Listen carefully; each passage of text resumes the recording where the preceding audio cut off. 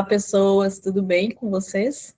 Estamos aqui para mais um episódio do nosso podcast Segurança com Leveza. Esse podcast que tem o objetivo de levar informação, trazer conversas leves, como que a gente pode melhorar o ambiente de trabalho, como a gente pode fazer diferente. Nós estamos começando a temporada 2026, esse é o nosso segundo episódio de 2026. E cada vez mais a gente fala de saúde mental, estamos falando ainda de NR1, né? Hoje é nós estamos no mês de janeiro, a gente ainda está falando de NR1, que deve acontecer em maio, né? Será que ela vai ficar, vão adiar de novo? Mas não importa, o que importa é o que a gente tira disso daí, o que a gente tem que fazer para melhorar o ambiente do trabalho de maneira geral. Tá? Eu sou Viviane Campanati, eu sou engenheira química, sou engenheira de segurança do trabalho. Eu sou uma mulher branca, loira, cabelos na altura do ombro. Hoje eu estou vestindo uma camisa polo, branca. E eu vou conversar com a Lu Almeida. A Lu é uma pessoa fofíssima, fofíssima demais, assim. E ela é psicóloga, ela faz design de interiores, e a gente vai conversar como que o ambiente pode curar as pessoas. E não é só o ambiente organizacional, a gente vai falar um pouco de tudo, porque a gente já nas nossas conversas de preparação, a gente já conversou de um mundo de coisas, né? E eu espero que vocês gostem muito dessa conversa, depois comentem, se quiser perguntar, fiquem à vontade. E vamos, Lu, você pode se apresentar primeiro, para a gente começar a nossa conversa? Claro. Eu sou a Lu Almeida, como você já comentou, eu sou designer de interiores há 20 anos e sou pós-graduada em psicologia, em paisagismo e capacitada em acessibilidade. É muito interessante esse momento da minha vida, assim, aí muita gente tem me perguntado por que um designer de interiores está falando sobre saúde mental. E eu tenho 20 anos aproximadamente de profissão, e nesses 20 anos eu observei as pessoas e o comportamento das pessoas nos ambientes. E isso fez com que, além de experiências profissionais, principalmente experiências pessoais, me levaram a entender o quão grande os ambientes são na nossa influência como saúde mental. Uhum. E nessa observação toda, eu fui desenvolvendo um projeto que é um projeto da minha vida, assim, do meu coração, para realmente olhar mais focado nas pessoas, um olhar mais humano, um olhar mais próximo, não só, né, na arte do decorar, de alterar ambientes para só estética, mas para salvar vidas. Isso é o mais importante para mim. Eu acredito demais nisso, assim, por muitas coisas que já vi acontecer. Mas às vezes tem gente que fala assim, não, isso é só um detalhe, ou isso é frescura, ou isso é... Eu lembrei de uma coisa agora, que eu falo nesse podcast, ninguém fala a idade, mas a gente entrega na conversa, né? Eu tenho um tio que ele foi diretor da Sears, né? Para quem não sabe o que é Sears, é tipo um misto de Riachuelo com Magazine Luiza, tudo junto, tá? E ele era diretor da Sears aqui no Brasil, e uma vez ele estava contando alguma coisa da loja e tal, e ele falou assim, não, porque o cheiro, eu falei, que cheiro, tio? Eu era moleca, né? Falou assim, a loja tem que ter um cheiro, a hora que entra na loja, ele vai sentir o cheiro da Sears.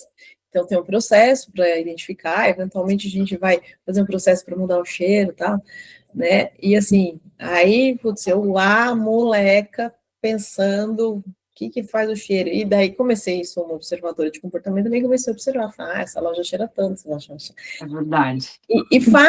E de fato faz diferença, né? Eu, às vezes você cheira e fala, eu tô com cheiro de tal loja, tô com cheiro de memórias e tudo mais. É uma memória faltiva. Essa questão de você falar sobre idade que a gente acaba se entregando, né? Eu falo tranquilamente, eu tenho 48 anos e sou muito feliz com as experiências que eu tive até agora. Eu sou casada com o Xavier, que é o meu sócio, que me levou para um olhar mais atento às questões da indústria, né? Quando nós nos conhecemos, eu estava praticamente me formando, e ele é dono da Xavier Training Solutions, que é a nossa empresa. Hoje, ela começou como Xavier Training Solutions, hoje ela é somente Xavier Training. Nós somos sócios, e eu sou a mais palpiteira de todas dessa situação, assim. Então, assim, lá atrás, quando nós começamos a namorar, ele ainda era um grande executivo de uma multinacional gigante, que era do Pão, e ele sempre me falava muito sobre as questões ambientais e sobre isso, sobre os ambientes corporativos, e eu falava, mas não está faltando alguma coisa muito importante no meio? Ele quis ter o olhar para o humano. Então, parece que assim, isso é conversa de pessoas mais velhas, mas na verdade hoje eu acho que isso tem evoluído e acho que nós estamos chegando num ponto de que hoje o assunto não está mais nos 40 a mais, né? Tenho percebido isso. Que hoje eu vejo, eu sou suspeita para falar, porque, né, estamos dentro de casa bombardeando ela todos os dias, mas nós temos uma filha de 17, quase 18 anos, que ela observa absurdamente os ambientes e as pessoas. Muito por nossa influência, mas muito porque lá fora já tem se falado muito sobre isso. Então, a gente entrega a idade, mas aí a gente tem percebido que tem uns jovenzinhos aí que também estão. Tem. Eu falei que a gente entrega a idade por conta das Sears, não é nem por conta tá. Desculpa. A galera não tem a menor noção, porque é Sears, MAP, Eletroradiobrás. Verdade. E aqui, gente, fazendo um parênteses, o Xavier que me apresentou para a Lu, e tem um episódio com ele também, que é bem legal. Vamos lá, depois vocês vão lá. Agora não, depois vocês vão lá ver. Depois, agora não. A gente continua aqui. Lu, antes da gente começar a falar de design, sabe o que eu queria te perguntar? A questão da acessibilidade, né? Eu vejo algumas empresas falando assim, a gente precisa fazer acessibilidade aqui, precisa, põe uma rampa ali para o cadeirante, põe uma barra aqui para entrar no restaurante, põe uma luz aqui e tal, e nossa, o meu projeto, eu tenho um projeto, né? E eu lembro que uma vez, numa discussão dessa, eu falei, não, colega, você não tem, não.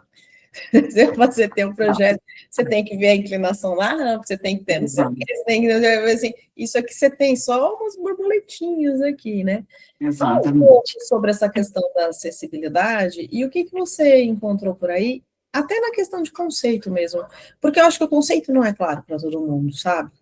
Na verdade, as pessoas pensam muito em acessibilidade. Quando você fala em acessibilidade, a primeira coisa que te vem à cabeça é o cadeirante. Então, assim, eu entrei no mundo da acessibilidade. Na verdade, a acessibilidade entrou no meu mundo quando eu nasci, já. Então, assim, o assunto acessibilidade veio depois, obviamente, mas eu tive 6 deficientes na família, cada um de uma forma diferente. A minha mãe foi quem se tornou cadeirante depois, mas meu pai e algumas tias têm uma doença degenerativa, eles caminham, mas eles sofreram um preconceito absurdo, de não entendimento, da ignorância, da falta do conhecimento da sociedade para o que eles eram como pessoas.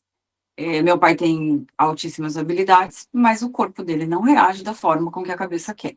Então, assim, ele sempre teve esse conflito, e isso foi uma coisa que sempre me atingiu de cheio.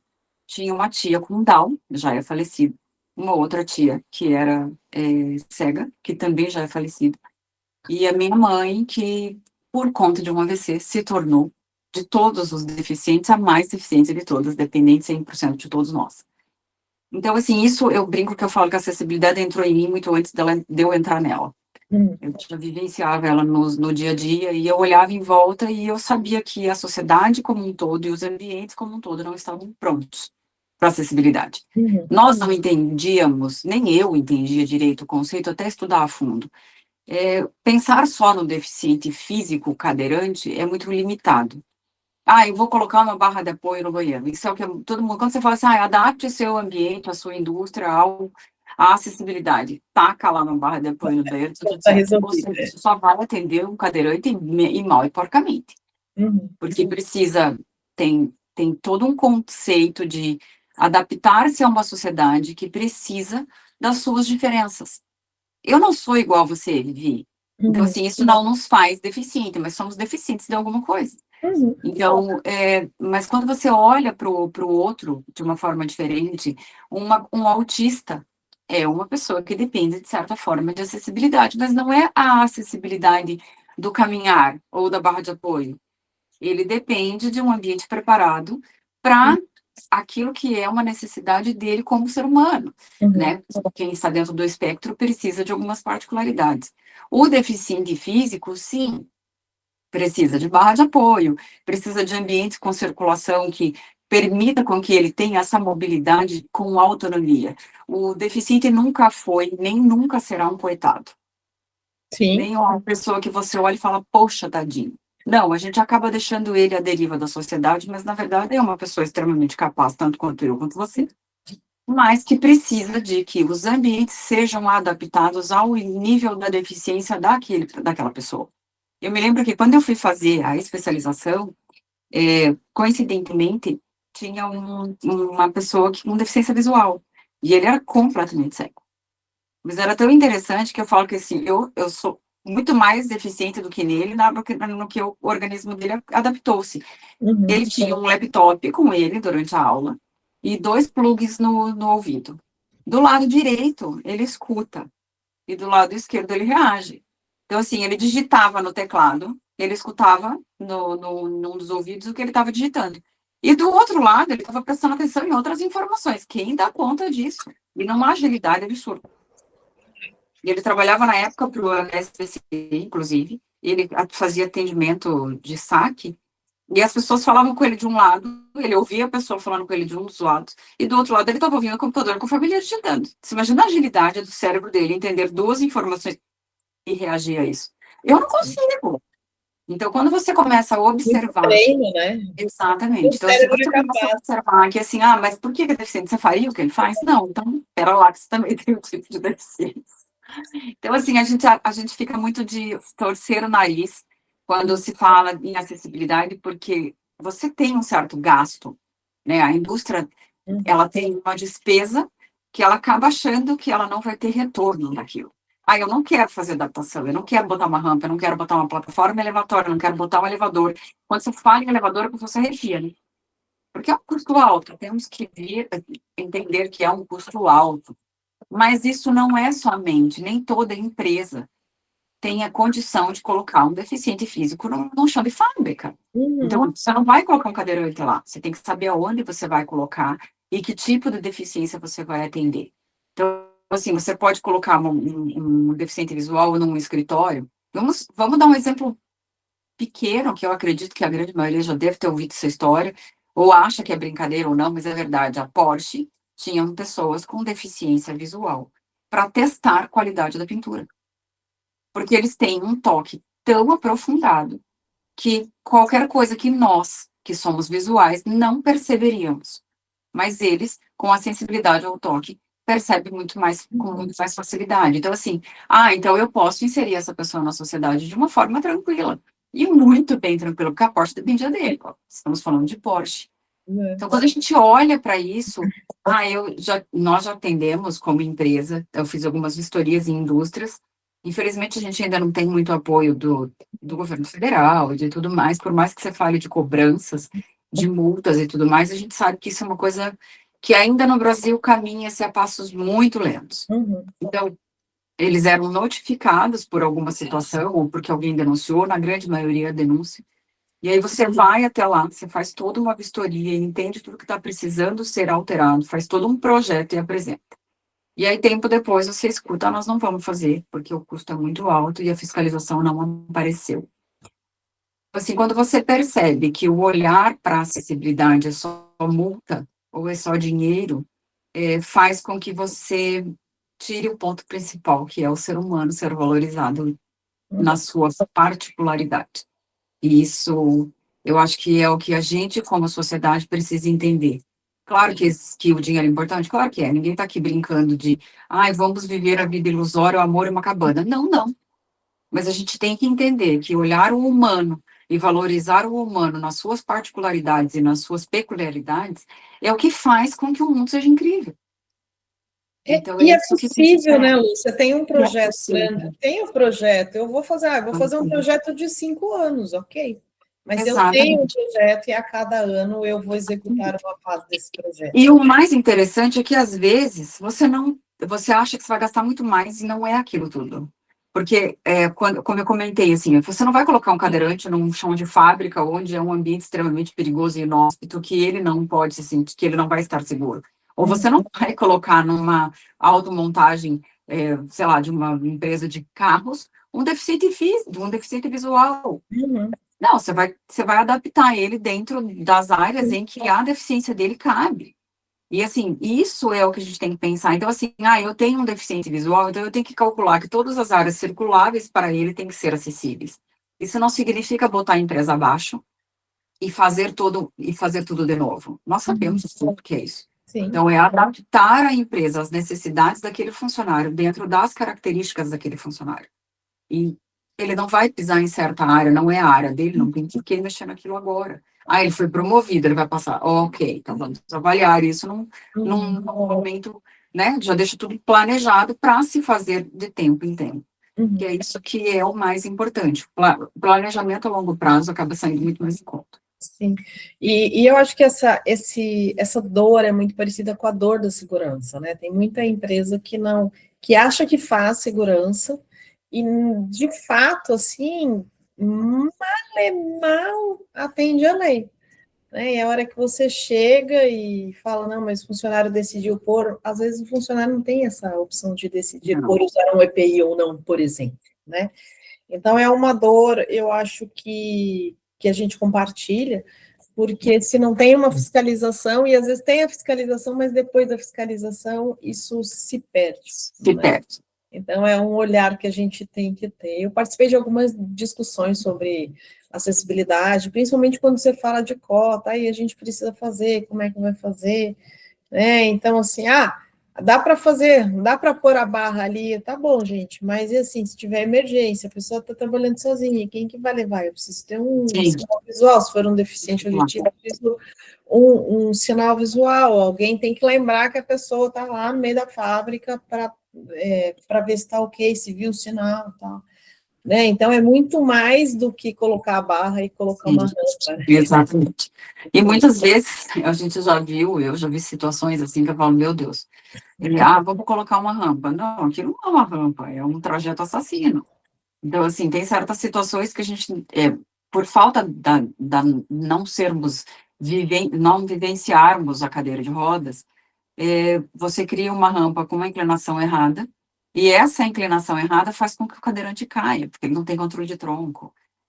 Dependendo da altura da barra de apoio, ele não vai conseguir se transferir, ele vai se sujar todo.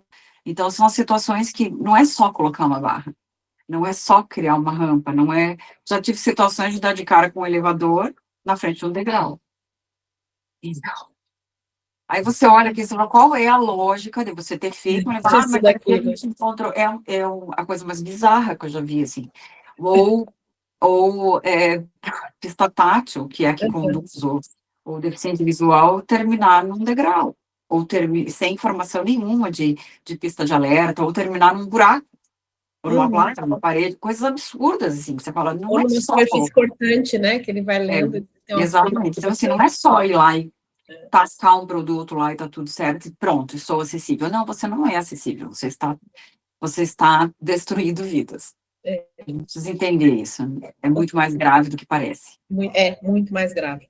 Outro dia eu estava dando um treinamento, e aí, numa dessas sequências de pensamento que a gente faz, né, um dos meninos falou assim, eu trabalhei com uma pessoa que falava assim, nunca é só. Então, quando a gente começava, eu falava assim, é só fazer, nunca é só. E aí eu falei, nossa, eu vou usar isso daí, porque isso aí é muito importante, né? Eu uso de outras maneiras, mas esse é muito simples. Nunca é só. Nunca é só. Você tem que ter olhar, ou ter um olhar mais holístico, um olhar mais atento no tudo, né? Mas beleza, vamos falar de interiores agora. Lu, o que você conseguiu, nesse tempo todo trabalhando com isso, o que mais você percebeu desta movimentação de cura, né? Porque, afinal de contas, o podcast é a segurança com leveza, então nós vamos falar de cura. A gente vai passar pelo adoecimento, mas eu acho que focar na cura. Como é que você percebe esse movimento de cura quando você mexe com o ambiente da pessoa? Eu vou começar um pouquinho falando rapidinho sobre a minha experiência pessoal, tá? Para depois entrar muito profundamente nisso. Quando eu me formei, namorando meu marido, cri-cri, que só Xavier consegue ser, brinco muito isso com ele, e ele foi muito crítico da minha profissão. Eu viajava muito com ele, e a gente já era sócio desde o começo, eu tive acesso a muitas informações visuais, vamos dizer assim. Então, eu ia em muitos ambientes com ele e que eu via ambientes inóspitos mesmo, assim, por mais que parecia ambientes lindos, eram inóspitos, e ele ficava indignado que o investimento na segurança e nas pessoas era sempre muito questionador, mas quando você pensava numa parede de mármore, não se questionava tanto. Então, ele sempre me criticou muito quando eu mostrava coisas interessantes voltadas ao design. E ele falava, e um certo dia ele estava, sei lá por que razão, acho que bravo, e indignado com uma situação que ele tinha visto dentro da indústria, e ele disse, a sua profissão é fútil. Eu queria matar ele. Fiquei tão brava com ele, falei, poxa, minha profissão não é fútil. Mas quando você olha para o design de interiores somente como design de interiores, né, de embelezar e encarecer as coisas, vamos dizer assim, parece fútil. Uhum. Assim, claro que existe o belo, e o belo é extremamente importante, principalmente para o nosso cérebro. Mas aquilo me deixou tão indignada que eu fui começar a questionar o que eu poderia ter a mais na minha profissão, além de só levar o belo. E eu sempre fui muito do olhar humano, a minha linguagem do amor é dar atenção, é tempo de qualidade, então isso já é meu desde a infância. E eu sempre fui muito influenciada pelos ambientes. Os ambientes têm uma força impactante demais em mim. Então, eu venho de uma história de vida de ambientes complicados, de traumas de infância, da morte dos irmãos, de 2 irmãos. Então, eu vivi em um ambiente pesado, voltado ao luto, e isso fez uma influência muito grande no meu emocional. Mas, como eu era muito voltada a espaços, eu sempre buscava lugares para desconectar daquela dor, fugir literalmente do meu trauma. Conhecendo o Xavier, entendendo essa questão que ele questionou comigo, eu linkei as coisas. Poxa, eu sou designer de interiores, eu não considero isso algo fútil, mas eu posso melhorar porque em mim me faz diferença. E eu comecei a observar se isso era só meu. Então, eu comecei a observar tanto na indústria, quanto no mercado corporativo, quanto nas próprias casas, quanto na minha casa. O quanto o ambiente me fazia bem ou mal, aonde eu estava. E estudando, obviamente, como interiores, a gente estuda psicologia das cores, psicologia dos ambientes, o próprio layout em si, a circulação. E aí, de um tempo para cá, a gente tem estudado muito e falado muito sobre neurociência, que tem sido um assunto novo, relativamente novo. Como nome, na verdade, a gente estuda neurociência há muito tempo, a psicologia também traz isso, e isso me levou a realmente observar cada detalhe que eu mudava do meu ambiente de casa. Quando eu tive uma crise séria de ansiedade, eu tenho também altas habilidades e eu era extremamente ansiosa. E isso me levou para uma questão de nós passamos por uma situação financeira muito séria, no mesmo momento em que a minha mãe adoeceu gravemente. E eu fui para dentro do ambiente da casa do meu pai para apoiar o meu pai com essa situação de saúde da minha mãe e vivendo uma falência financeira. E isso fez com que eu voltasse para dentro do meu ambiente de dor, que era o meu espaço de luto. E quando eu voltei para lá, eu voltei fragilizada com a minha dor de estar quebrada financeiramente, com uma filha pequena, meu marido se reestruturando e com a minha mãe doente. E com o meu pai pirando, porque meu pai estava sofrendo, além da morte dos filhos já na infância, aí, de novo, a minha mãe adoecendo e ele ali assistindo tudo aquilo. E aquilo começou a pesar de uma forma em mim que eu tive uma crise seríssima de ansiedade. Seríssima. E aquilo fez com que eu começasse a observar por que eu estava tendo aquilo. Eu tive acesso a um livro que me deu um start. E o livro falava sobre voltar ao seu espaço de dor. E aquilo me abriu a cabeça para estudar sobre o que a psicologia fazia em relação ao nosso corpo nos ambientes. E eu fui entendendo que ambientes eram memória, ambientes eram energia, ambientes estimulam o cérebro de tal forma que ele fica o tempo todo passando informação para você, tanto positiva quanto negativa. Então, assim, estar num ambiente bagunçado fazia com que eu percebesse que aquilo estimulava todas as partes ruins do meu cérebro e me levava a ter estímulos ruins até eu ter um nível de estresse tão alto que eu tive um pico de ansiedade muito grande e uma crise séria. Após essa identificação, eu fui estudar profundamente isso, para entender realmente os ambientes onde a gente mais convive. Aí a gente entra em biofilia, E aí vamos falar sobre por que que hoje se fala tanto em biofilia, por que que os ambientes, principalmente em escritórios corporativos, que antes você vivia fechado, totalmente fechado, que você estava dentro, como se fosse ambiente de shopping, que você não sabia se era dia, se era noite, se estava frio, se estava calor lá dentro. Quando você saía, estressadaço, você não conseguia ir para casa, você não conseguia desconectar, principalmente quem está nos grandes centros, né? Você nunca consegue desconectar daquilo. E aquilo começou a criar transtornos enormes nas pessoas, tanto no espaço de indústria, quanto no espaço corporativo, quanto na sua casa. Às vezes, no teu dia a dia, aquela bagunça te estimula tanto, que ela te faz tão mal, a ponto de te fazer adoecer. Então, isso me chamou muito a atenção. E acabei de ter acesso a um estudo que o Albert Einstein faz sobre a medicina integrativa, que até quem me colocou em contato foi a minha endócrina, que é a médica que até te apresentei, que ela me pôs em contato com esse estudo, porque eu sou muito curiosa disso, e quando eu me tratei com ela, na época que eu tive essa crise de ansiedade muito séria, ela foi me explicando como o nosso cérebro reagia aos estímulos e o que ele produzia em relação aos hormônios para fazer com que eu chegasse no cortisol, que é o hormônio de estresse. E ela foi me explicando todo esse eixo e ela me colocou em contato com esse estudo para eu poder entender melhor o que era, o que o nosso cérebro fazia. Então, assim, a gente já ouviu falar que a gente julga uma pessoa, que a gente leva 2 segundos, equivalentemente, para julgar uma pessoa quando você bate o olho nela, certo? Quando você entra num ambiente, o seu cérebro leva menos de meio segundo para julgar o ambiente. Então, assim, é 1,5 segundos a menos, é muito mais rápido. E quando ele não se sente à vontade, ele não para de te mandar estímulos negativos. Eu não estou bem, o ambiente não está bom, alguma coisa está me incomodando. É a iluminação, é o cheiro, é o espaço, é inseguro. Então você fica o tempo todo recebendo um estímulo negativo, até que você se movimente e faça alguma coisa para sair dali, ou não. Porque o ambiente você recebe o estímulo por todos os sensores, todos os sensores. E o mais interessante... Pessoa é só você está vendo ali o ambiente. Exatamente. A gente acha que a gente, principalmente nós visuais, né? A gente acha que a única coisa que, não, eu cheguei num ambiente bonito, ok, eu cheguei num ambiente feio. Não, é o tempo todo. Tanto iluminação, quanto o som, quanto o espaço, quanto o piso frio ou um piso aquecido. Cheiro, a temperatura. Como um todo, texturas, plantas, cheiros. Então, isso tudo te estimula de forma positiva ou de forma negativa. Então, quando você tem esse estímulo extremamente negativo, você está recebendo um pico de estresse o tempo todo. E o teu cérebro não para, ele é estimulado o tempo todo, até você sair daquele ambiente. E para você sair de lá, você vai levar tempo até você diminuir esse nível de estresse, e o quanto mal você já teve estimulado com isso.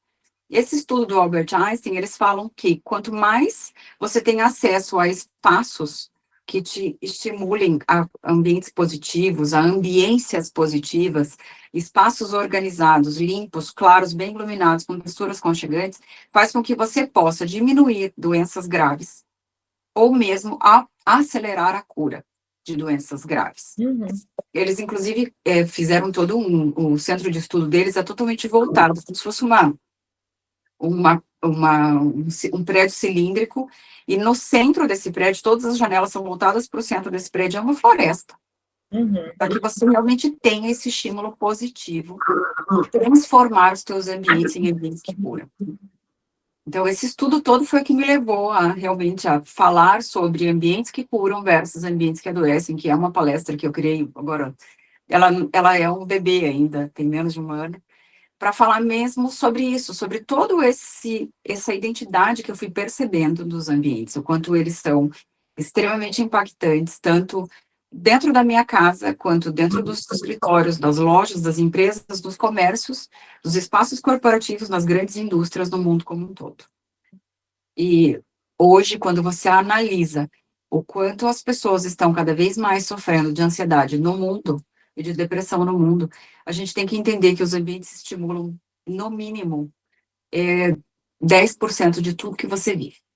Assim, 10% de um mundo é muita coisa. Quando você olha separado, é só 10%. Quando você para perceber que 10% são estímulos que vêm do ambiente, e os outros 90% é tudo, todo um universo, então é muita coisa. Ou seja, você depende do seu ambiente para ficar bem. Você depende dos espaços que você convive para ficar bem. Será que a indústria onde você trabalha? Será que o escritório onde você está? Será que a loja onde você está? Será que a sua casa te traz paz o suficiente, te traz conforto o suficiente para você desconectar de um dia difícil? Uhum. Será que estar 10 horas dentro de um ambiente que é inóspito vai fazer bem para a sua saúde? E o quanto isso gera de despesa para uma empresa? Uhum. Será que você para pensar que você tem uma quantidade enorme de pessoas trabalhando e adoecendo num mercado em que ele não se preocupa em simplesmente trabalhar uma iluminação correta? Sim. Então, são coisas extremamente importantes, e foi isso que eu fui percebendo ao longo desses anos estudando, para realmente hoje fazer esse movimento todo de falar sobre os ambientes que são positivos na vida das pessoas e que a gente pode, por mudanças pequenas, não é, vamos quebrar um escritório inteiro e vamos transformá-lo. Legal, claro que é. Uhum. Super eu vou adorar. Mas não é isso o ponto-chave, não é transformar aquilo na coisa mais luxuosa. Vamos mudar tudo, e mexer em tudo e encher de coisas caras e luxuosas. Não.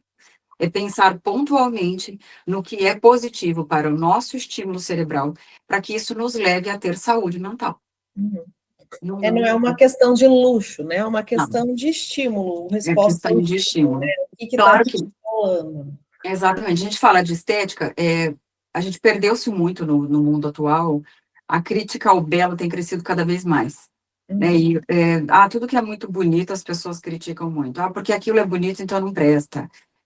Porque é uma seara complicada de se falar, porque existe um peso aí de, porque a mulher muito bonita é criticada, ambientes muito bonitos são criticados. Então, assim, quando você começa a pensar que a arte bela demais é criticada, quando você entra nessa seara, você começa a se questionar por que que o belo está sendo destruído. Mas quando você avalia que o seu cérebro recebe tantos estímulos positivos quando você pensa que é algo belo, não precisamos ir longe. Não precisa Uhum. ser algo que eu criei ou que você criou. A natureza é belíssima. As Uhum. cores são lindas, não tem nada destruído. Quando você entra num ambiente vamos pensar numa floresta totalmente queimada e numa floresta totalmente arborizada. O que é mais agradável? Uhum. Aos teus estímulos cerebrais, aos teus olhos. O belo é muito mais agradável. Não estamos falando de dizer que eu sou mais bonita que você e você é menos. Sim. Porque eu tenho mais dinheiro que você, eu vou fazer uma casa mais bonita. Ou porque a minha empresa é mais poderosa que a sua, então eu vou fazer ela mais bonita. Não é isso. Nós estamos falando em fazer o belo dentro das nossas possibilidades. Manter um ambiente organizado, bem, com as coisas guardadas no lugar, isso é belo. Uhum. Apreciar uma flor é belo. Não te custa pegar uma florzinha, uma violeta, que você vai pagar aí o quê? Uns R$ 5 no mercado, Uhum. e pôr sua mesa de trabalho. Às vezes você está num ambiente que você não pode mudar muita coisa, mas às vezes só um detalhezinho de um verde que você coloca ali, uma florzinha, ou um detalhezinho coloridinho que te traz uma memória positiva, aquilo já é suficiente para te estimular positivamente.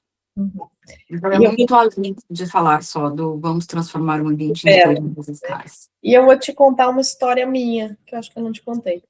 Eu sou paulistana, eu nasci em São Paulo, na cidade de São Paulo. São Paulo tem dias azuis, mas basicamente tem muitos dias cinza, né? É aquela garoa paulistana, assim, ok.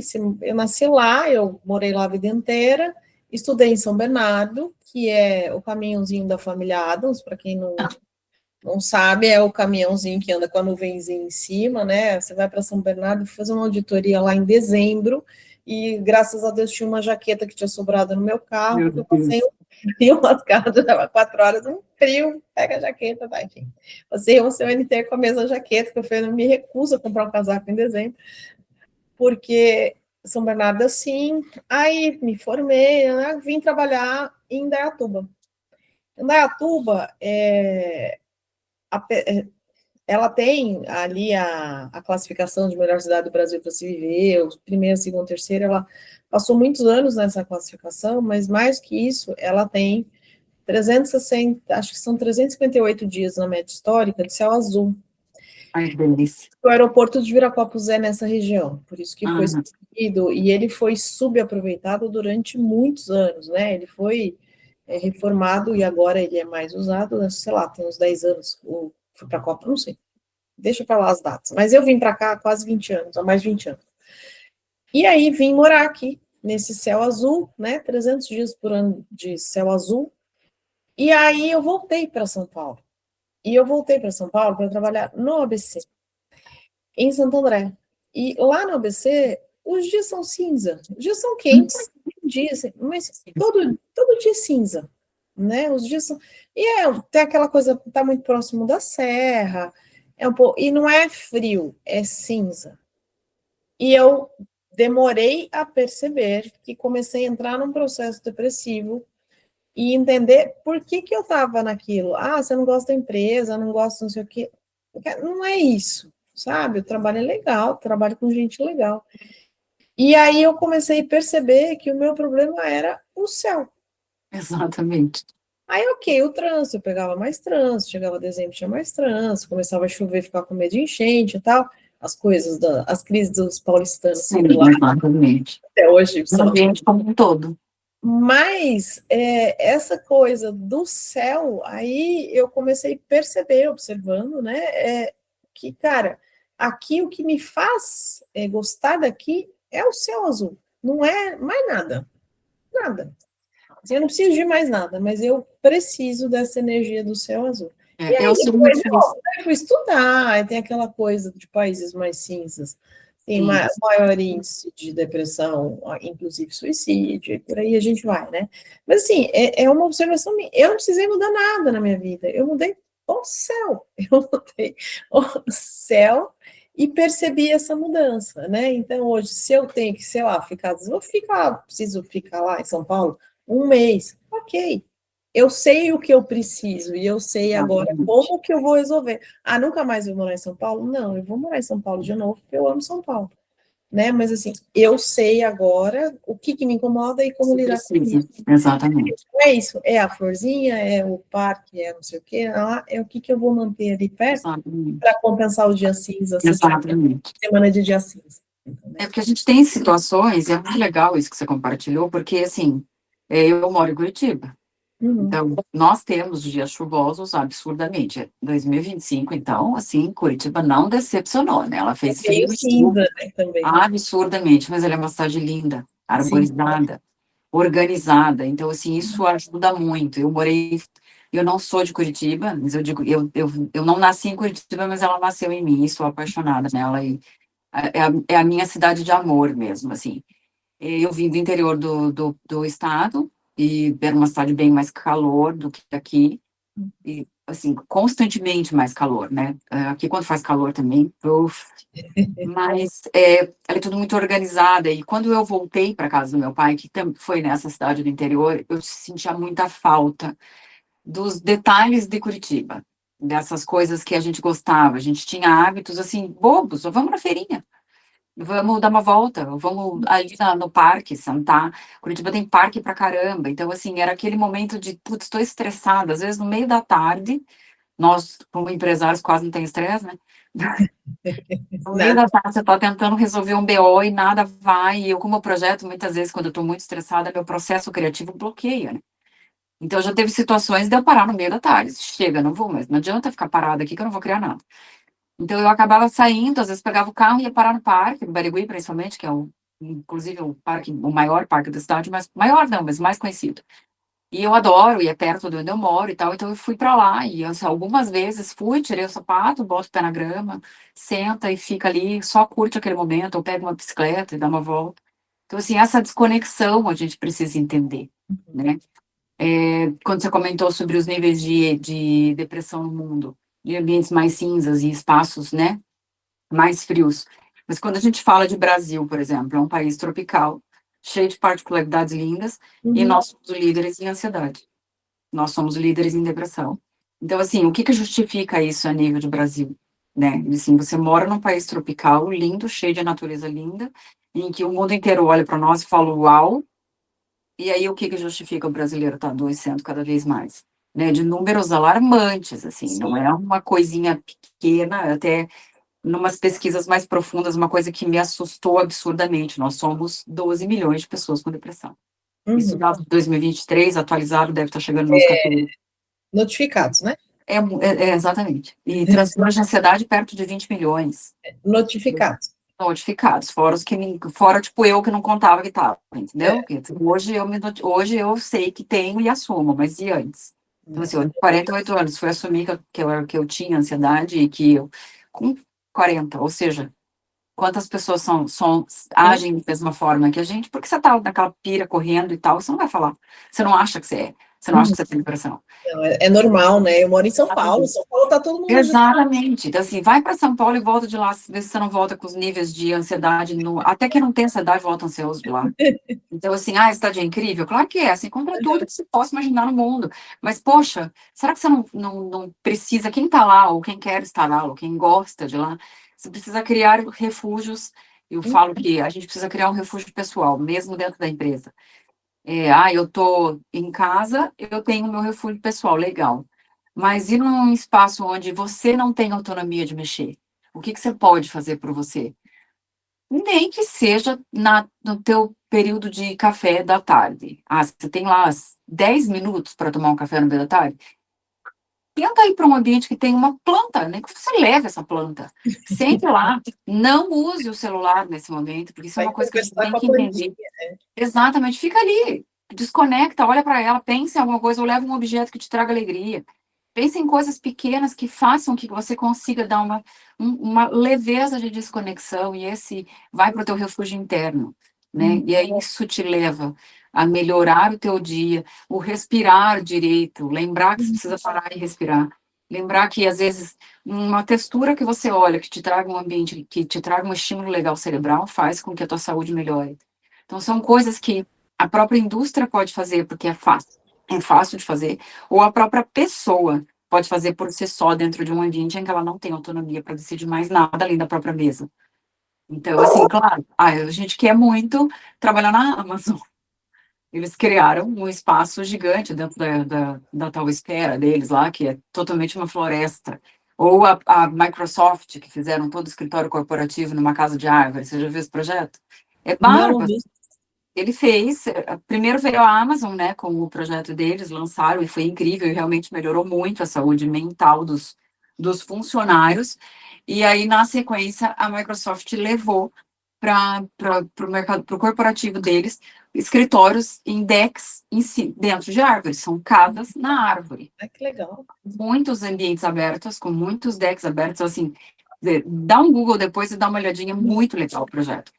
Você fica num deck trabalhando com a tua equipe, em dias de frio, claro que você vai para dentro, mas em dias de calor você está totalmente num deck, e é gigante o espaço, cheio de ambientes corporativos, como casa na árvore. Como se fosse um avatar, assim, você olha e só fala, nossa, parece um avatar.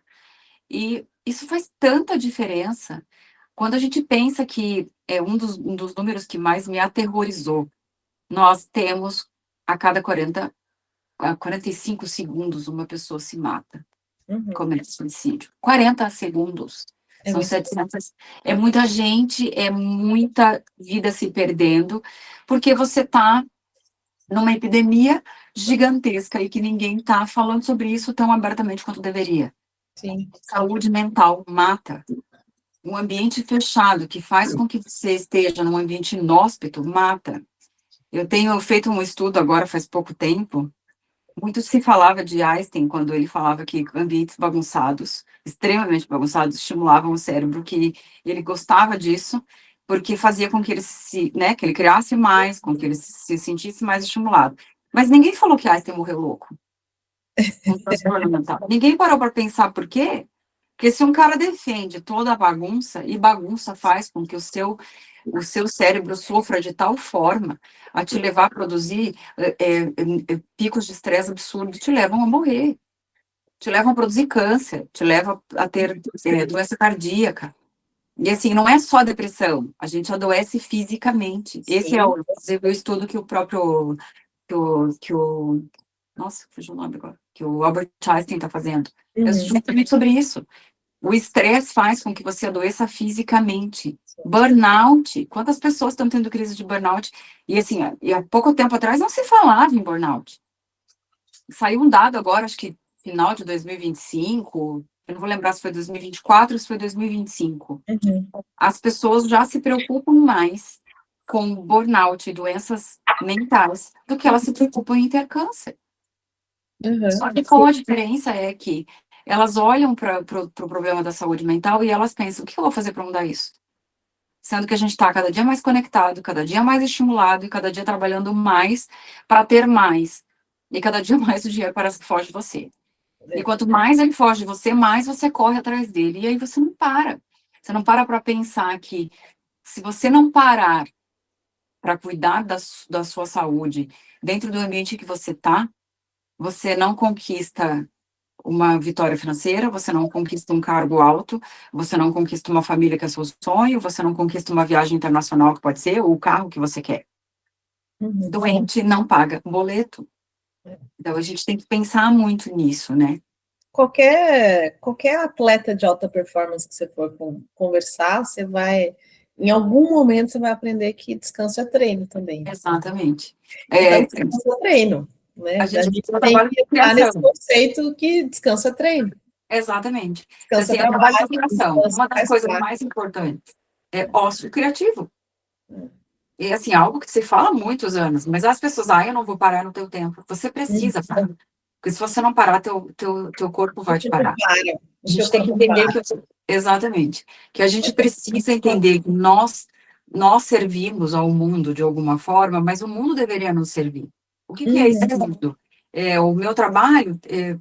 eu estou sentada num ambiente em que eu estou trabalhando, e aquele ambiente está tão inóspito para mim, mas eu não quero parar.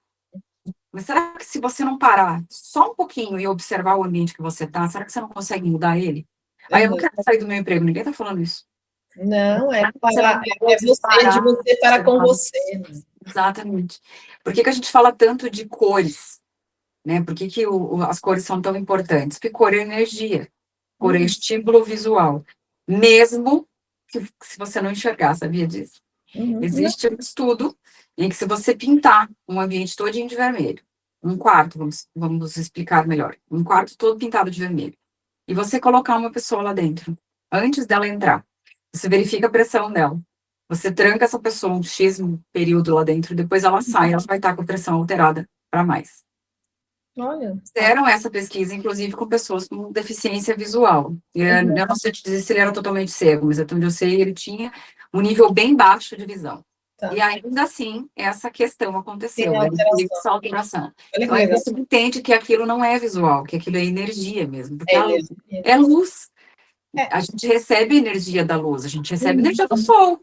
Então, assim, é simples quando você para pensar que, poxa, mas isso é só um ambiente pintado de vermelho. Não, não é. Nunca é só.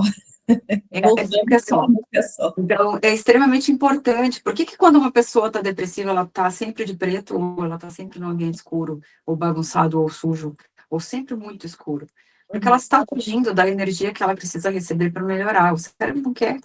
Ela assim, né, tem afinidade com aquela energia, com aquele ambiente, e vai retroalimentando essa depressão. Exatamente. Então, assim, ao longo desses anos em que eu fui estudando e observando, e eu tenho que observar pessoas para entendê-las, principalmente, eu fiz muito no começo, principalmente no começo, eu fiz muito ambientes residenciais. E era um conflito muito grande entre a estética, eu quero que a minha casa seja linda, eu quero fazer minha casa ficar bonita, eu quero parecer isso, eu quero parecer aquilo. A gente tem muito do querer parecer, né? E aí isso forçava muito, eu pedia muito para a pessoa, me explica o que você quer, quem você é, qual é o teu hábito, o que você faz, como você trabalha, você trabalha em casa? Não, você trabalha fora, então você chega em casa que horas? Qual é o teu hábito? Você gosta de receber, não gosta de receber? Coisas pequenas do dia a dia, para você tentar entender a rotina daquela família, e muitas delas me pediam coisas que não tinham nada a ver com a personalidade delas. E aí você transformar um ambiente em algo que você não se reconhece, aquilo faz com que você não se sinta em casa, e você não se sentir em casa faz com que você não descanse. E quando você não descansa, o seu cérebro não desconecta para fazer você funcionar de novo no outro dia. E isso vai gerando esse ciclo vicioso que nós estamos vivendo, de estímulos 24 horas, de cobrança 24 horas, de rede social 24 horas, e de pessoas adoecendo cada dia mais. Pois é. Você está falando, eu estou pensando, eu lembrei de uma coisa, eu fiz terapia, eu estou pensando outra coisa, mas já lembrei de outra. Eu fiz terapia uma vez com uma pessoa, que eu saí, ele me deu uma cartelinha, Sabe essa cartelinha de bolinha, de etiqueta? Aham, Ele me sim. dá uma cartelinha. Ó, para você. Eu falei, faço o que com isso, né? Eu sou uma pessoa que tem uma certa dificuldade para respirar, né? Se estou aqui, a gente está conversando, para mim está super gostoso gravar, tal, o podcast, então, normalmente eu respiro melhor, né? Mas no meu dia a dia, na situação normal de temperatura e pressão, eu sou uma pessoa que tem uma certa dificuldade de respirar. Sempre fui assim, né? Melhorei bastante, mas tem. Enfim, ele me deu essa cartelinha. Ele falou: você vai pegar essas bolinhas e você vai pôr em todo lugar. Você vai pôr no carro, põe pendura no carro, na direção, no banheiro, onde você usa, toma banho, põe no box, põe na cozinha, põe onde você passa o dia inteiro. Eu vou fazer o que com essas bolinhas? Cada vez que você olhar para a bolinha, você para e respira. Eu Olha falei, só. nossa, moço, né? Eu preciso de um negócio desse, assim. E aí eu até coloquei algumas bolinhas, elas foram caindo e tal, mas você sabe que isso é uma coisa que ficou lá no meu cérebro em algum lugar, e quando eu estou muito pilhada, eu vou na bolinha, sabe? Olha Assim, a bolinha. eu vou Uhum. na bolinha e paro, respiro e tal. É muito rápido, né? Mas assim, eu percebo que eu vou na bolinha e a bolinha vem. Uma coisa que você falou quando você fazia projeto de casas, né? Que a pessoa ela quer mostrar, mas não é o que ela é. Eu acho que a gente. Aí você me ajusta o que eu acho, porque eu acho que a gente está vivendo um momento de muita desconexão. Desconexão com o todo, desconexão com o outro, desconexão com a gente. Né? Principalmente. Então, quando você pergunta para a pessoa assim, o que você quer na sua casa? Ou o que você vai fazer? Aí a pessoa não sabe, né? Não, Ela não sabe porque ela parou de olhar no espelho, ela parou de observar, ela parou de entender, né? Então ela só olha a rede social, só olha o outro, só olha o mundo, e ela não percebe o que o mundo está dizendo para ela, ela não se olha. Eu acho que isso em todos os campos da vida e do mundo, no trabalho, em casa, na escola, no relacionamento, com relação pai, mãe, filho, até os animais, né? Do exatamente. eu virar para a pessoa e falar assim: você não está vendo que seu cachorro está fazendo tal coisa assim? Você já percebeu? Isso? Não, não percebi. Pô, você A tem maioria não percebe. inteiro, o cachorro, dorme o cachorro, você não está percebendo que seu cachorro está fazendo isso? Ele está te dizendo que, olha, Tá chamando tua atenção. atenção, né? Então, eu acho que a gente está vivendo um mundo de muito desconexão. Eu não sei se isso é uma realidade, né? Ou se é só um achismo meu, assim. Não, eu não acredito que seja, vou falar por mim, mas eu não acredito que seja. Eu acho que sim, eu fiz uma análise agora no final do ano. Eu sou muito de prestar atenção muito no meu comportamento, porque eu já fui muito de não prestar atenção em mim. E hoje eu observo muito o que me incomoda, o que me irrita, coisas que começam a me trazer irritação, assim, que eu não sei nem por que que eu tô irritada. Às vezes eu tô, assim, 2, 3 dias irritada e eu não sei por quê. E eu começo a observar o que que é que tá me irritando. E eu sou muito de conectar com as pessoas, e eu amo estar com pessoas, e eu observo demais as pessoas. E eu sou de sacar muito rápido quando alguém é bom, quando alguém não é ruim, quando ela tá com alguma. Às vezes a minha filha fala assim: ah, mamãe, olha, fulano de tal, nossa, essa pessoa tem um problema com o pai, né?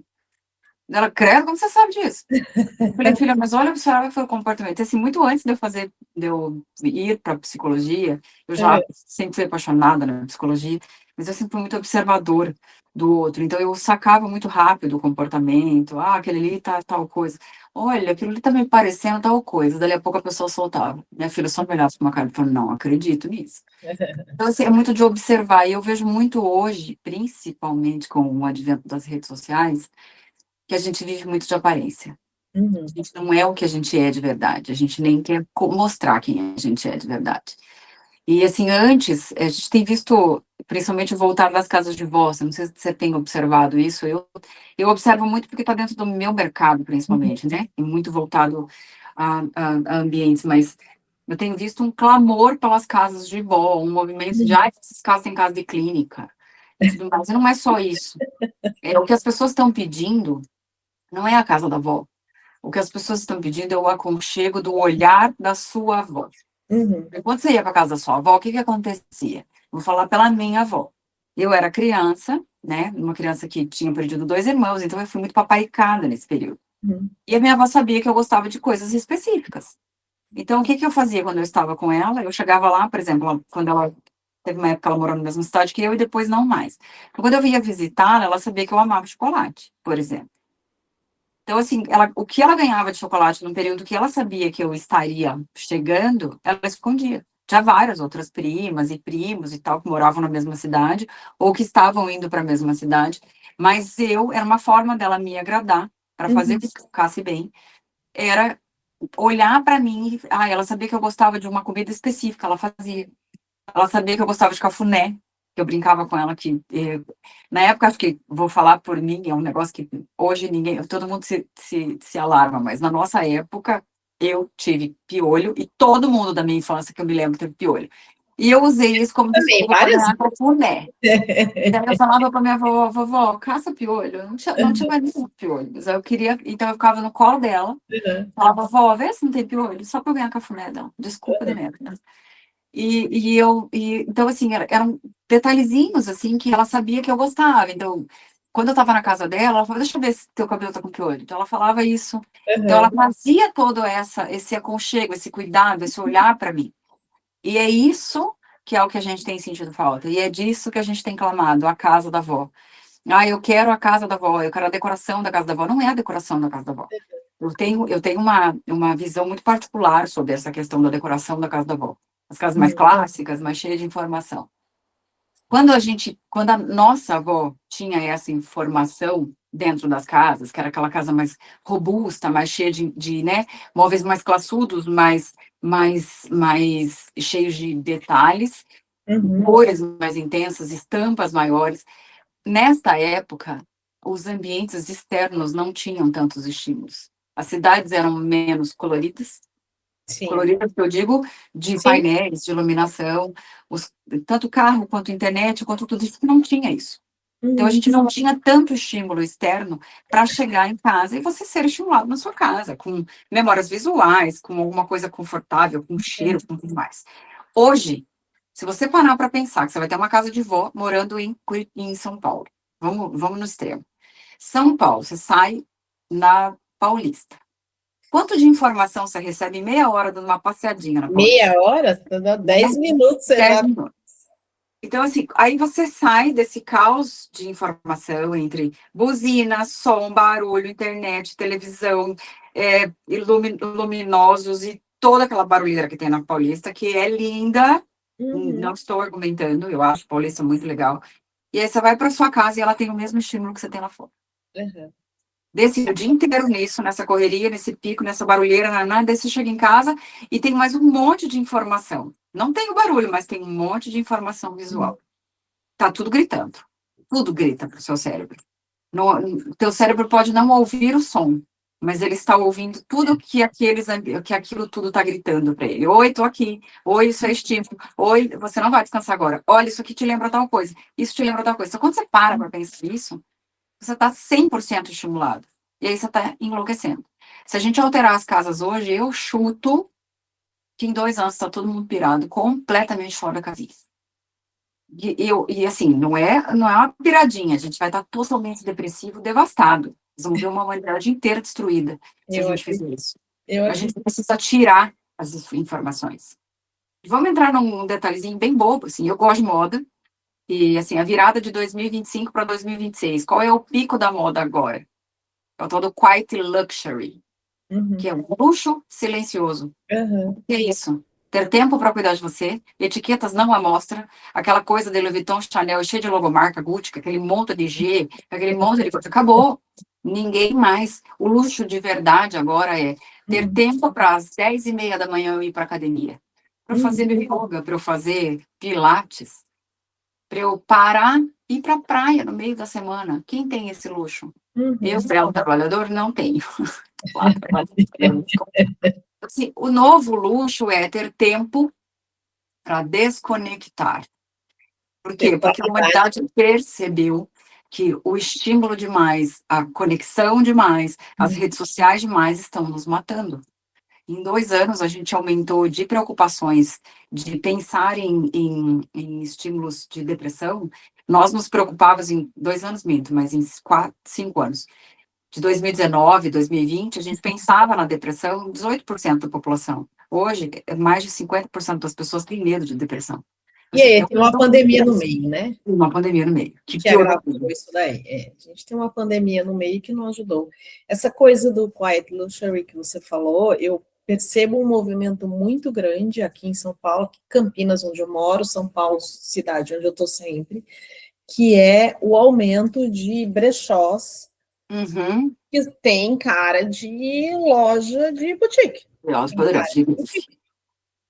Então, Exatamente. eu acho isso muito legal. A minha filha Exato. é uma frequentadora assídua de brechós, e às vezes aí comecei com ela, tal, e assim, né?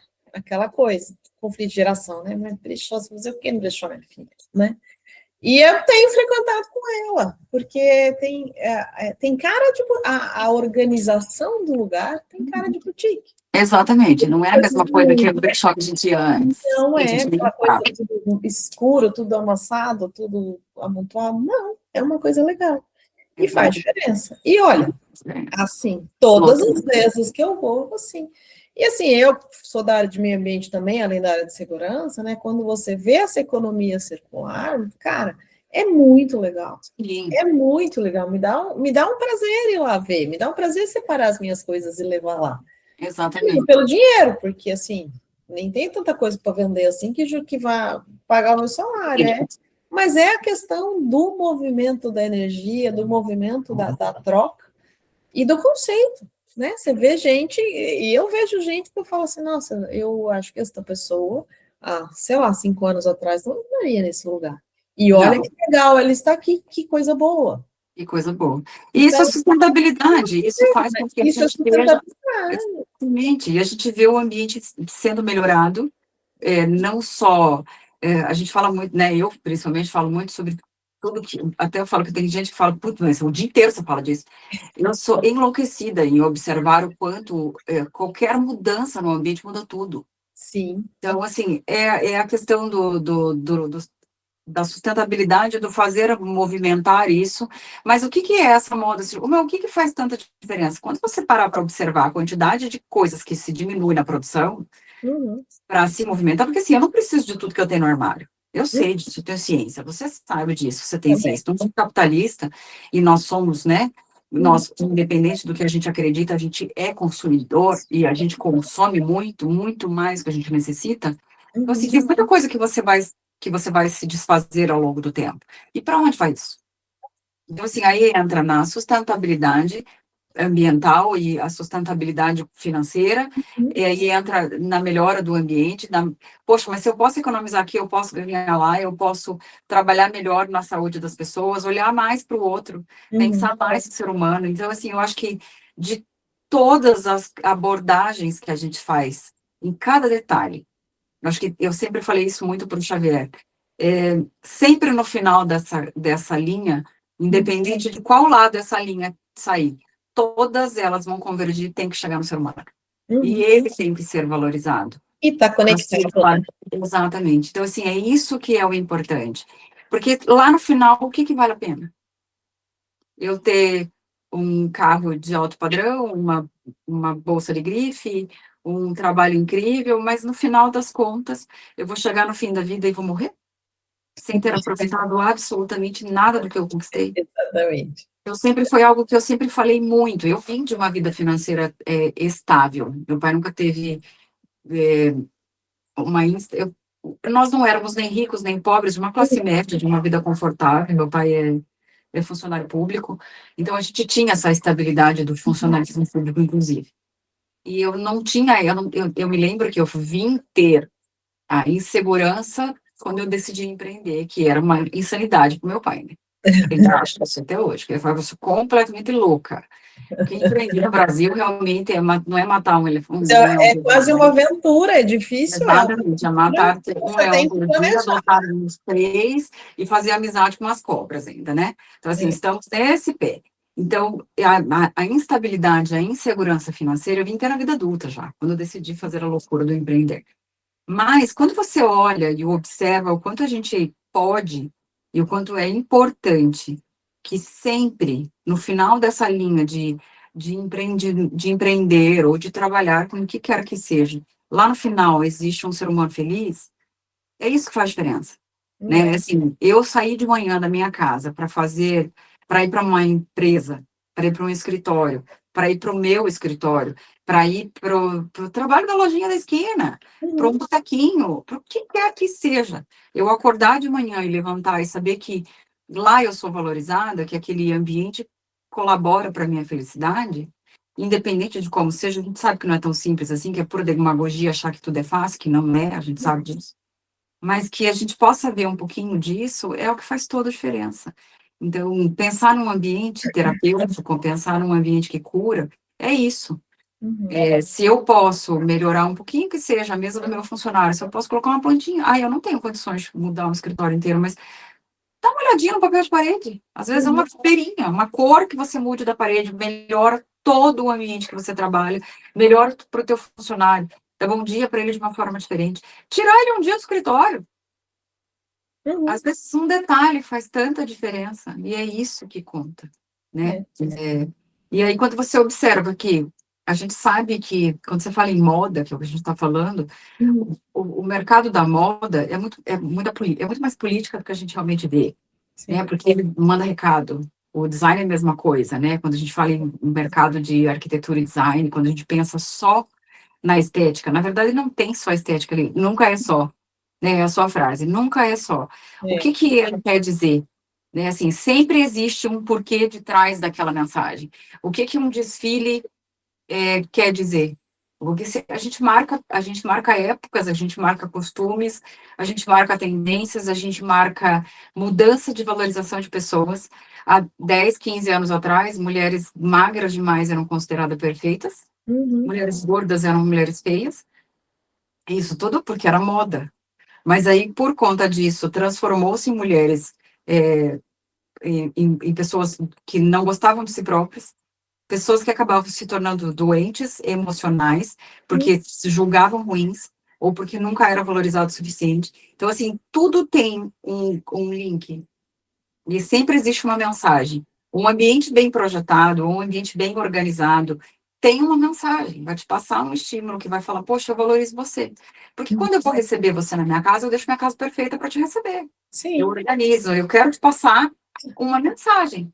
Por que eu não organizo Exatamente, por que né, estão para fazendo eu assim? ficar em casa? Qual é a mensagem? Eu era muito disso, quando a gente era criança, tinha muito da sala da visita, da louça da visita, essa louça bonita para visita, e eu odiava essa ideia. Eu sempre odiei essa ideia. A minha mãe tinha essa mania de, isso aqui é para visita. Por que para visita? Mas Eu não acho que estou é desvalorizando a visita, mas eu acho que você precisa valorizar quem mora com você todo dia. Você tem que se valorizar. Eu adoro mesa posta, por exemplo. Assim, eu vou fazer o almoço da tarde, se eu tiver tempo, eu vou colocar a mesa, eu vou colocar guardanapo de tecido. Por quê? Porque você não come só a comida, você come com os olhos. Você primeiro, quando você olha uma mesa, você já tem vontade de comer. Faz diferença, né? Exatamente. Faz diferença no seu dia, faz diferença. Eu amo xícara. Eu sou uma pessoa apaixonada por xícaras. Ai, que legal. Uma coleção enorme de xícaras, né? E você usa xícaras? Uso. Eu tomo xícara. Outro dia eu comprei uma de, como é que chama? Casca de ovo, né? Que ela é tão fininha, uma porcelana tão fininha que ela chama casca de ovo mesmo. Sim. E aí, a hora que eu estava conversando com o cara lá da banquinha, lá da Anticária, né? Numa feira aqui de Campinas, aí eu falei assim, ai, cara, posso tomar café nela? Ele falou, claro, as pessoas tomavam café nessa xícara. Eu falei, mas o café da cafeteira é muito quente. Ele falou, viu, toma o seu café na sua xícara, né? Exatamente. De vez em quando eu quero tomar o meu café na xícara diferente, né? Eu tenho umas xícaras bem diferentes, assim. Então, eu tomo café na xícara diferente. Eu vou tomar de manhã numa xícara, de tarde na outra. Isso faz diferença no meu dia. Então, eu não preciso quebrar minha casa inteira, embora eu seja a pessoa que quebra a casa quando chega. Eu também sou. Né? Então, quando eu mudei para essa casa, na primeira reunião com a equipe aqui, a arquiteta era nova, aí eu falando assim, aqui dá para quebrar, aqui dá para quebrar, aqui dá para quebrar. Uma hora eu olho, tá todo mundo me olhando assim, e o construtor, que está acostumado a trabalhar comigo, ele olhou para eles e falou assim, fica tranquila, eu já estou acostumada, ela chega e quebra tudo mesmo, ela vai quebrar o que ela puder, ela vai quebrar. Né? Então, e eu acho que é isso, porque aqui é meu oásis. Então, vai ser vai ter quanto menos parede, melhor, mais vidro, melhor. Meu telhado, meu teto é de vidro, eu vejo o sol aqui, de vez em quando me atrapalha de manhã, mas tudo bem, isso é outro problema, depois eu resolvo, né? Então, assim, é o meu oásis aqui, isso para mim faz diferença. Então, quando a gente fala de... É onde você se refugia, onde você onde pode, eu né? A gente descanso, precisa disso. é onde eu Tanto em descanso, casa eu quanto preciso. nos ambientes onde a gente está. O ambiente onde você mais passa tempo é na sua casa e no seu trabalho. Sim. E se você não conseguir transformar ele num espaço em que você consiga desligar um pouco, na sua Uhum, casa mais ainda, mas até no trabalho ou em casa. uhum, Mas você precisa ter um ambiente. Ah, Lu, mas eu moro. Daí vamos na dor. Eu moro num ambiente de 50 metros quadrados, que isso está muito uhum, comum hoje em dia, sim. com uma família. Eu, Uhum, meu marido, minha filha, por exemplo. Eu, meu marido, duas crianças. Acontece, eu já vi muito isso. sim. E aí a pessoa fala, mas eu não tenho um espaço para chamar de meu. Mas a ideia não é você ter só um espaço para chamar de seu. Se você Uhum, não tem, ok, não, eu não vou fazer você mudar da sua casa. Mas assim, você não tem uma cadeirinha confortável que você uhum, gosta? Tenho. Você tem o que você curte? Ah, eu curto ler. Então você pega esse cantinho, pega uma mantinha gostosa, compra uma vela perfumada num perfume que você gosta, que não seja vela estimulante, né? Que não sejam uhum. cheiros mais cítricos que são extremamente estimulantes. Acende essa vela, senta lá, vai ler. É só esse espaço que você tem? Mas crie para você, para o seu cérebro entender que, independente de ser uma cadeira, ele é o teu refúgio. Então, é ali que ele vai fazer essa desconexão. E Ah, comunique você os tem... outros habitantes da sua casa, né? Neste momento, eu preciso de Exato, 10 minutos, eu exato, só preciso de exato, 10 minutos no dia. E, gente, é muito difícil fazer isso, né? exato. Quem tem filho pequeno, você já Sim, teve filho pequeno, né? Que você está no banheiro, assim, eu não sou uma pessoa que tranca a porta, mas quando a minha filha é pequena, eu comecei a trancar, porque, assim, você não consegue nem não, fazer nada sozinha, né? Então, e é a criança batendo lá, você está ali no banheiro, você tem seus 10 minutos de paz e a criança batendo, né? Não sei a sua, mas a minha exatamente. batia, mamãe, mamãe, mamãe, nossa, tem, A tem minha de ter. Ela é assim até hoje. Eu falo que meu pai fala que se eu ganhasse, meu pai mora no mesmo prédio que eu, então eu convivo com ele direto. Ele fala se para cada R$ 1 que ela te chamasse, você ganhasse para cada vez que ela te chamasse de mamãe, você não precisava mais trabalhar, né? Eu falei, não, não é que eu não precisava trabalhar, eu estava feita na vida e a herança dela estava garantida. Ela é assim até hoje. Então, Sabe, o tempo todo. mas assim, tem hora que eu falo, gente, eu preciso de 5 minutos, por favor, todo Uhum. mundo assim, 5 minutos para mim, e aí você vai se disciplinando, é treino, isso também é É, treino, também é disciplina, falar, eu preciso 5 minutos, e fazer todo dia, 5 minutos no dia, sabe, e se todo não vai mundo precisa. todo dia, E todo todo mundo da sua casa precisa. E assim, às vezes, mas ninguém faz. Mas comece por você. dia, Por que não começar você? vai Mas eu não contaminando, posso. Bom, mas se você não puder, uma hora você vai parar.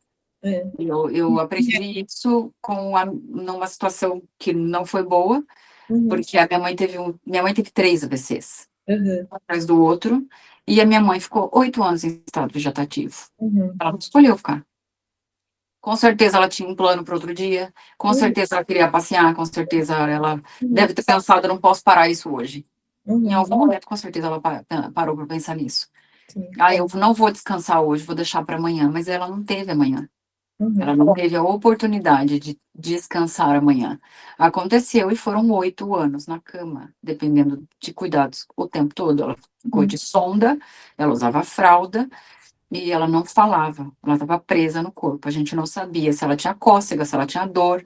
E então, assim, eu aprendi que assistindo a minha mãe nesses 8 anos, eu convivi de perto com ela 4 anos e meio, porque eu fui para casa do meu pai, que foi bem no período da minha uhum. falência, de todo o caos que a gente estava vivendo, e mais a questão da minha mãe, porque, né, desgraça sempre vem em par, Nunca veio sozinha, né? sempre vem com uma parceira. E aí, assim, mas a gente aprendeu muito nesse período de conviver com ela, né, num ambiente inóspito, porque era um ambiente inóspito por conta Sim. de doença, da gente estar amontoado, literalmente, assim, porque a gente foi Uhum, para casa do meu pai, então, assim, tinha muita coisa que estava em caixa. uhum, Mas eu odeio pensar que eu não sei onde está alguma coisa minha. uhum. Aí, Perder minutos procurando alguma coisa. Eu sou extremamente organizada com as minhas coisas, com a minha casa, principalmente. Então, assim, se você me falar, Lu, onde está tal coisa? Está em tal gaveta, do lado tal, no canto tal. Eu Uhum. sei exatamente onde tá, não preciso nem pensar muito. E aí, de repente, tinha coisas que eu não fazia a menor ideia de onde estava. Então, assim, e aí convivendo e vendo tudo que a minha mãe deixou de fazer, Uhum. me fez parar que, assim, eu não tenho tempo, eu tenho. Eu aprendi que, assim, meu horário de trabalho encerra a tal horário, e eu não vou mais trabalhar além disso. Por quê? Porque se eu morrer, ninguém vai vir aqui pagar meu boleto vencido. Ninguém vai acarinhar o meu marido, ninguém vai abraçar minha filha, ninguém vai dar um conselho para ela, ninguém vai dar um beijo no meu pai. Então, eu aprendi que ou eu paro, e eu aprendi a duras penas, que ou eu paro, ou o mundo vai parar. Isso. Não vai É parar isso, para mim, vai me parar. é, é Então, isso é aí. essencial, né? Ô, Lu, nesse tempo que você falou que você voltou para casa da sua mãe, para ajudar tal, você falou assim, era um ambiente, quando você chegou lá, um ambiente de doença, porque ela tinha acabado de sofrer o AVC, ela era provavelmente a pessoa que cuidava de tudo, e aí, de repente, ela não estava mais cuidando de tudo. Você conseguiu fazer pequenas mudanças neste processo? Que, tipo, seu pai falou, nossa, agora, assim, estou respirando, consigo respirar, alguma coisa assim. Você teve algum momento de, de tipo assim, nossa, eu vou fazer porque eu não, provavelmente eu vou fazer porque cheguei no meu limite, eu preciso fazer. Sim, Mas, assim, seu pai, por exemplo, percebeu foi percebendo essa mudança, como ela foi acontecendo? foi. Quando eu fui para lá, eu fui muito mal, né? Com essa questão da preocupação dela e também a questão da nossa falência aqui. Foi bem sério, assim, foi um momento. Foi onde surgiu a Xavier Training, inclusive, né? Que foi nesse período, assim. E eu falo que para toda desgraça vem logo depois para algo muito bom, né? E Uhum. aí, meu marido Mesma tem oportunidade, não é mesmo? É o mesmo exatamente, foi onde ele floresceu de verdade. Eu falo que o Xavier se tornou o Xavier de verdade, o que ele é hoje, o cara incrível que ele é hoje, enfim, né? Quem conhece sabe, quem não conhece vai lá procurar. Mas nós fomos para casa do meu pai, ele foi junto, inclusive. Foi um momento bem tenso, assim. E aí, assim, chegar lá, eu vou falar até o livro que foi que me deu o start. Eu li A Cabana. A Cabana fala sobre voltar ao seu ambiente de dor. Quando eu voltei para lá, eu engordei 8 quilos em menos de um mês. Assim, alguma coisa estava errada. Uhum. Eu já sabia, né? Mas aí eu não sabia qual era o meu trauma e eu fui descobrir lá, inclusive, porque eu voltei para o meu ambiente. Só que quando eu estava lá, eu estava tão incomodada com tudo que estava lá e eu precisava mexer. E assim, é isso que você falou, enquanto a minha mãe adoeceu, a casa deixou de fluir, né? Uhum. Eu tinha uma funcionária, mas assim, não põe o mesmo toque que ela tinha, o jeitinho dela. Minha mãe sempre foi muito cuidadosa com as coisas. E minha mãe sempre foi muito de gostar de decoração também. Então, assim, já não tinha mais nada com a cara dela. E aí eu sentia falta. E aí tinha as minhas coisas, e a bagunça, e mudar tudo. Mas a minha primeira preocupação, mesmo com a casa toda virada, com caixa tudo espalhada, a gente chegou muito perto de começar a aula da minha filha. Uhum. Ela tinha, sim, 6 anos, acho que foi. Então, eu já ia começar a aula dela e minha preocupação era, eu preciso organizar o ambiente dela Uhum. para que ela comece a aula em paz. Então, assim, eu lembro que eu fiquei 2 dias totalmente enfiada dentro do ambiente que a gente decidiu que seria o quarto dela. Eu Uhum. tirei tudo que tava de entulho lá, que era tipo, virou um quarto de despensa lá, tirei tudo, viu que era velho, joguei fora, né? Pedi autorização pro meu pai, falou, ó, vou me desfazer de um monte de coisa, ok, tirei tudo que tava lá.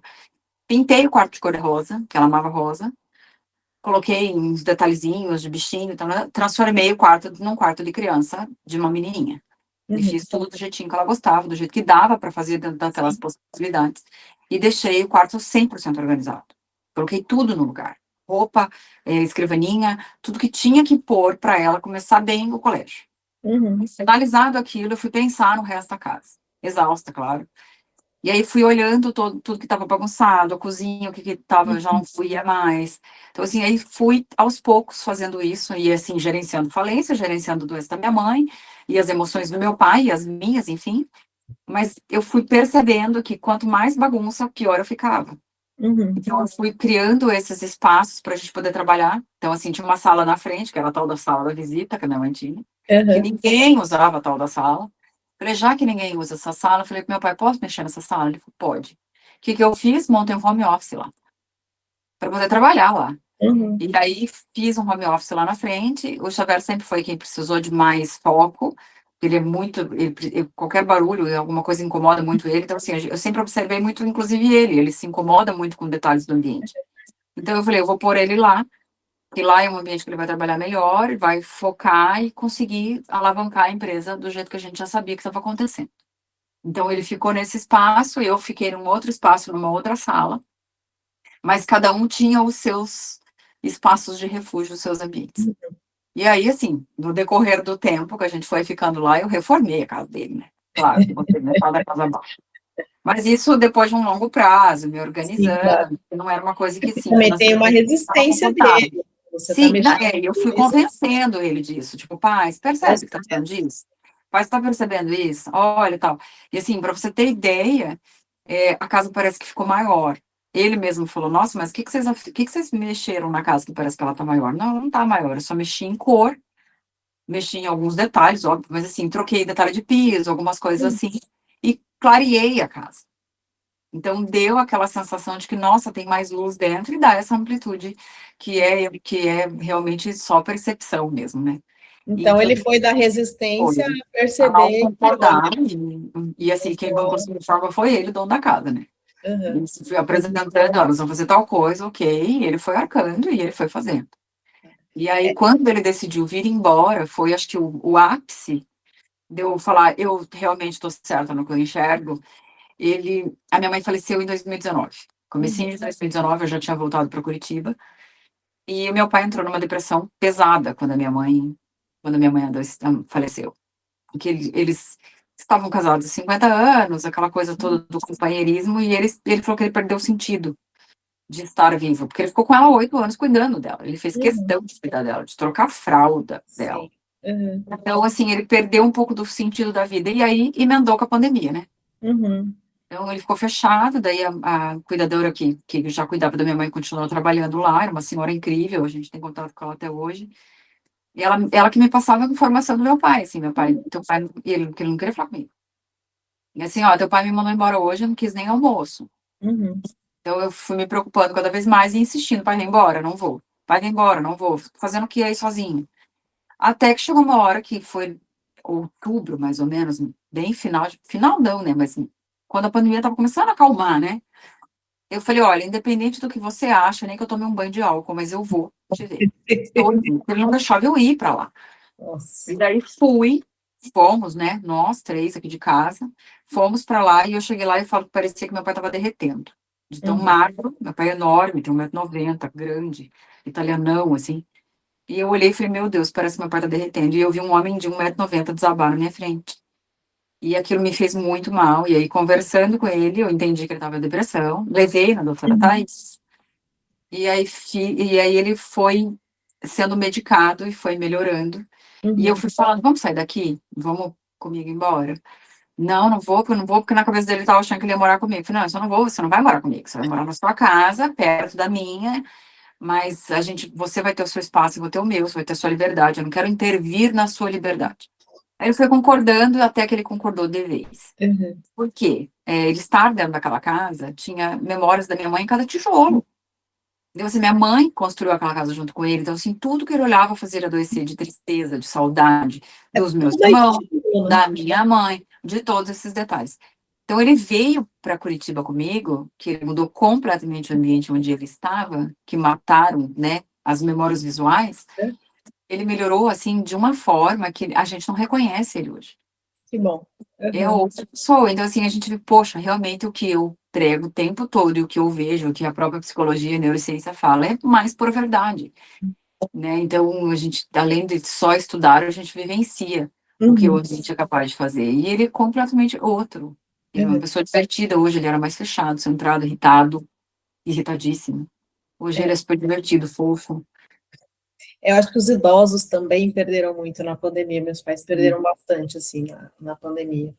E é um reparo, né, que a gente tem que fazer. Exatamente.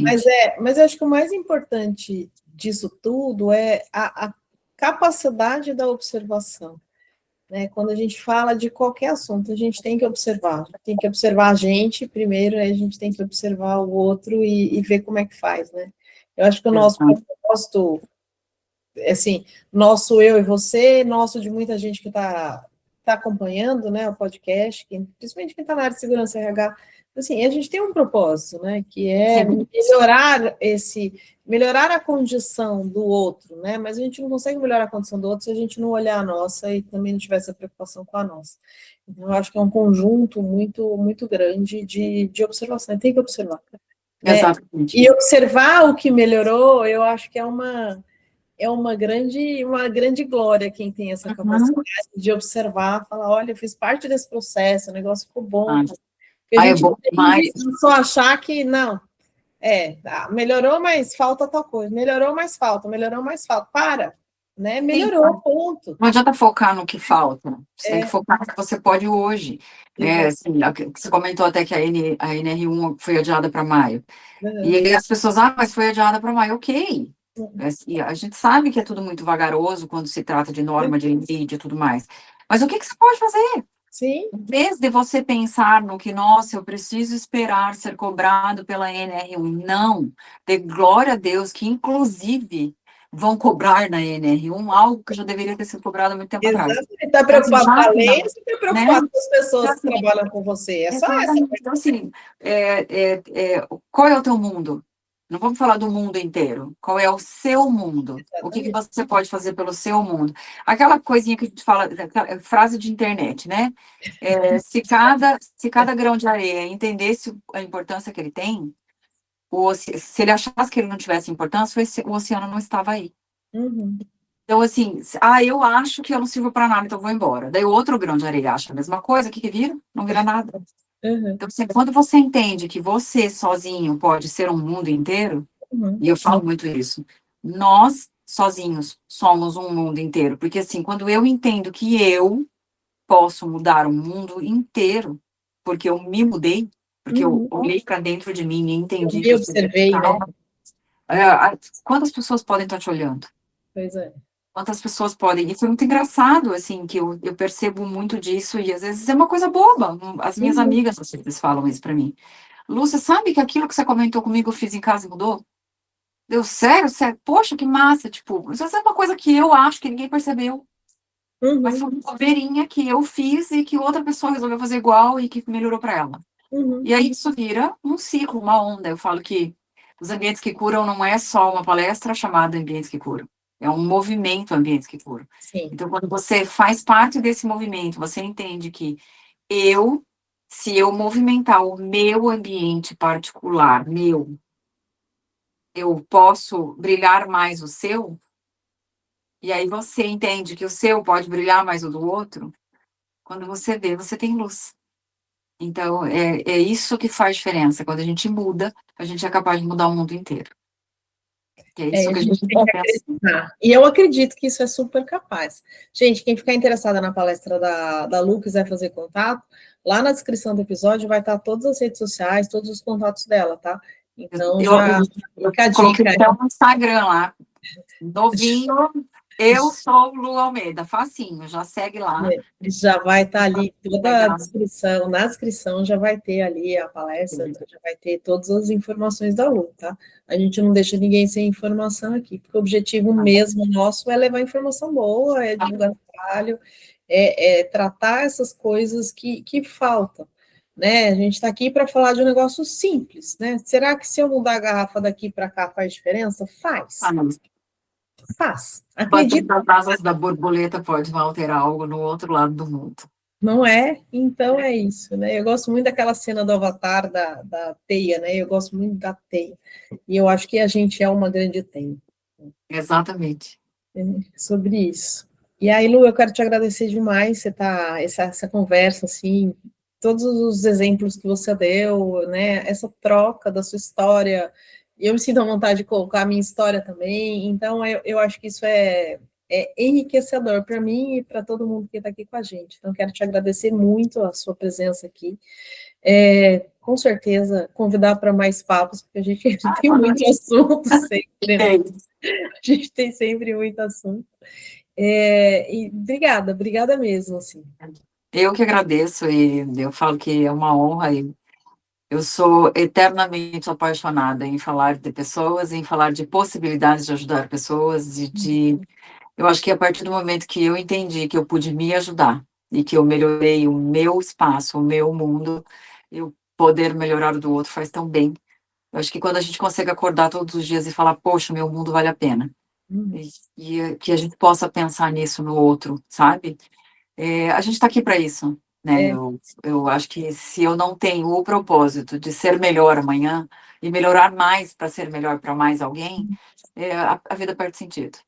nesse Então, momento, né, de tanta loucura que a gente tem, exato. loucura sim, todo mundo correndo igual o urso do pica-pau, né, vou para onde? Eu acho que quando a gente se propõe a fazer isso, faz uma diferença danada. Mas Então, enfrentar assim vale a pena. vale a pena, vale a pena. Obrigada, gente. Você que esteve Agradeço. com a gente até agora, obrigada. Se inscreve no canal, não esquece de clicar ali no sininho para receber notificação de novos episódios. E eu te espero no próximo, tá bom? Até mais. Tchau, tchau. Mas, tchau, tchau.